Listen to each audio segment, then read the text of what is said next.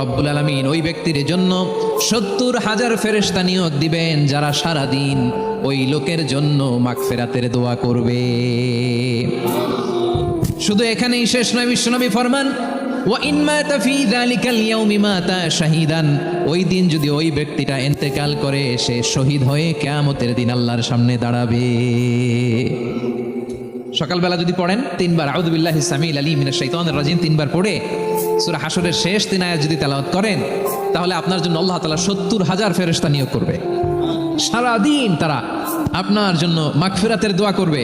আর ওই দিন ইন্তেকাল করলে আল্লাহ তাআলা শহীদ হিসেবে আপনাকে কিয়ামতের দিন দাঁড় করাবে। সুবহানাল্লাহ, এত আস্তে। আবার সন্ধ্যাবেলায় যদি পড়েন, সারা রাতের জন্য 70,000 ফেরেশতা মাগফিরাতের দোয়া করবে। ওই রাতে মারা গেলে শাহাদাতের মৃত্যু নসিব হয়ে যাবে। এজন্য এই দোয়াটা পড়ার দরকার আছে না নাই?